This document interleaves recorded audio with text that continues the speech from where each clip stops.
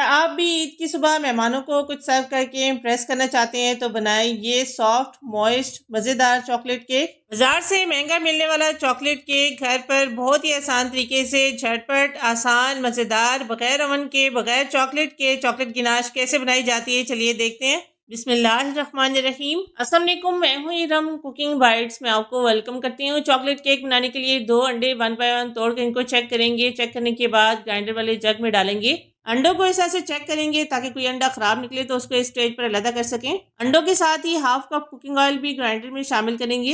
अब 1 कप इसमें चीनी भी डालेंगे। जितना बड़ा मैं केक बना रही हूँ उसके हिसाब से 1 कप इसमें इनफ होगा। अब 1 कप नॉर्मल टेम्परेचर का दूध इसमें ऐड करेंगे। फ्रिज में रखा हुआ ठंडा दूध आपने इसमें इस्तेमाल नहीं करना।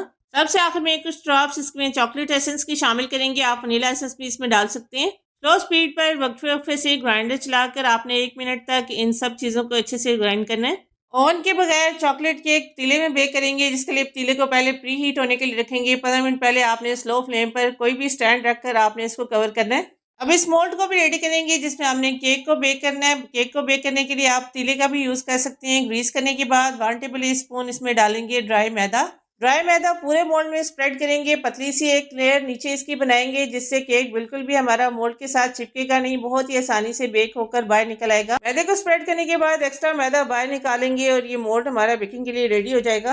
मोल्ड को रेडी करने के बाद ग्राइंडर में जो हमने मिक्सर ग्राइंड किया था बाउल में शिफ्ट करेंगे। स्ट्रेनर रखकर इसमें डालेंगे 1.5 कप मैदा। मैदे को आपने इस तरह से छानते केक के बैटर में ऐड करने हैं। छानने से मैदे में एक एयर सी बनती है जिससे केक हमारा बहुत ही अच्छी तरह से राइज होता है। मैदे के साथ ही 1/4 कप के बराबर कोको पाउडर शामिल करेंगे। कोको पाउडर को भी आपने छानते हुए ऐड करना है। कोको पाउडर में बहुत सारे लम्स होते हैं, उनको आपने छान कर निकालना है। कोको पाउडर डालने के बाद एक बार इन सब इंग्रेडिएंट्स को अच्छी तरह से मिक्स करेंगे। अभी आपने इसमें बेकिंग पाउडर या बेकिंग सोडा नहीं डालना।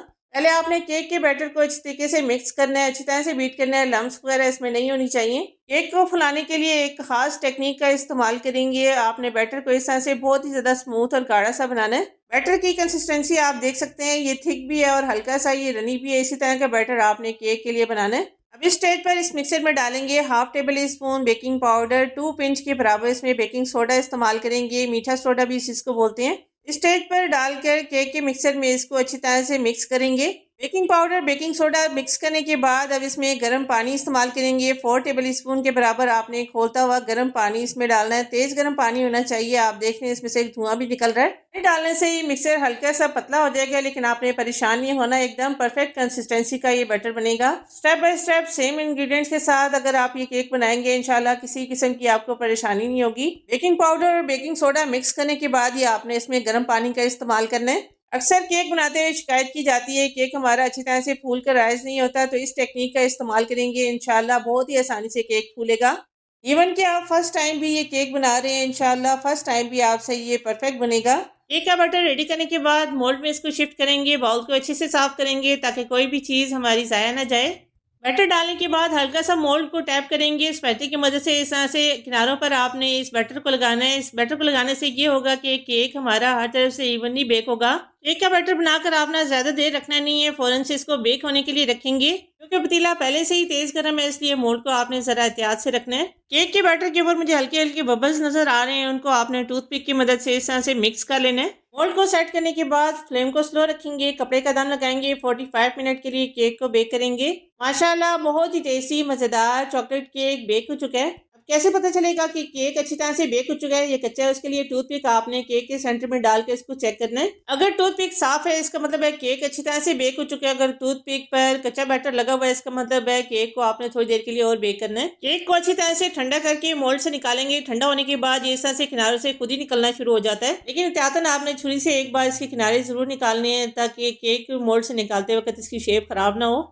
लेकिन मैदे की जो हमने नीचे लेयर लगाई थी बहुत ही आसानी से इससे केक निकल आता है। आप चाहें तो बटर पेपर भी नीचे लगा सकते हैं, लेकिन मैदे से इसके रिजल्ट्स बहुत ही ज़्यादा अच्छे आते हैं। केक जो हमने चॉकलेट का बेक किया है तकरीबन 3 पाउंड से ज़्यादा का होगा। अगर आप बाजार से इतना केक लेने चाहें तो कम से कम 4 से 5 हज़ार का मिलेगा, लेकिन आप घर में थोड़े से इंग्रेडिएंट से थोड़ी सी मेहनत करके ये केक आसानी से घर में बना सकते हैं। अब चॉकलेट के बगैर चॉकलेट गिनाश बनाने के लिए पैन में 1 कप दूध शामिल करेंगे। चॉकलेट गिनाश बनाने के लिए खुला या डब्बे वाला आप कोई भी दूध इस्तेमाल कर सकते हैं, लेकिन आपने ठंडे दूध का इस्तेमाल करना है। फ्लेम अभी तक बंद है। 2 टेबल स्पून कोको पाउडर डालकर दूध के अंदर इसको मिक्स करेंगे। कोको पाउडर दूध में मिक्स होने में थोड़ा सा टाइम लेता है, इसलिए आपने परेशान नहीं होना। कोको पाउडर जब अच्छी तरह से दूध के अंदर मिक्स हो जाए, लम्स इसके सारे खत्म हो जाए, तब आपने फ्लेम को ऑन करना है। फ्लेम को ऑन करके इसमें शामिल करेंगे 2 टेबल स्पून चीनी डालकर इसको मिक्स करेंगे। मीडियम टू लो फ्लेम पर इतना पकाएंगे कि ये मिक्सचर गाढ़ा होना शुरू हो जाए।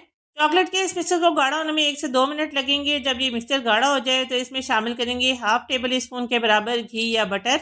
इस स्टेज पर इस मिक्सचर में घी ऐड करने से बहुत ही अच्छी सी गिनाश के ऊपर शाइन आएगी और इस चॉकलेट गिनाश से एकदम बाजार जैसी चॉकलेट केक की लुक आएगी। बहुत ही मज़े का इसका टेस्ट होगा इंशाल्लाह ताला। घी डालने के बाद कुछ सेकंड्स के लिए इस मिक्सर को पकाएंगे। फिर ये गरम गरम मिक्सर चॉकलेट केक के ऊपर डालेंगे। चॉकलेट गिनाश बनाने के लिए आप चॉकलेट का भी इस्तेमाल कर सकते हैं, लेकिन वो बहुत ज़्यादा महंगी पड़ती है। आप सिर्फ 2 tablespoon cocoa powder use करके बहुत ही आसानी से इसको घर पे बना सकते हैं। और इस चॉकलेट गिनाश को आपको ज़्यादा सेट करने की भी ज़रूरत नहीं है, ठंडा होकर ये खुद ही सेट हो जाती है। बस जिस जगह पर चॉकलेट गिनाश नहीं लगी वहाँ पर आपने स्पैचुला की मदद से इसको लगा लेना है। केक के ऊपर चॉकलेट गिनाश लगाने के बाद आपने इसको सेट होने के लिए 4 घंटे के लिए फ्रिज में रखना है।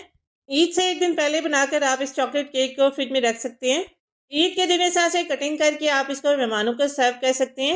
मेहमान ज़रूर पूछेंगे कि किस महंगी बेकरी से आपने ये केक मंगाया है। यकीन करें ये केक इतना टेस्टी बनेगा कि आप खाते हुए मुझे दुआएं देंगे। इस मीठी ईद पर ये मज़ेदार चॉकलेट केक आप भी ट्राई ज़रूर कीजिएगा। कमेंट करके मुझे बताइएगा कि ये केक आपसे कैसा बना।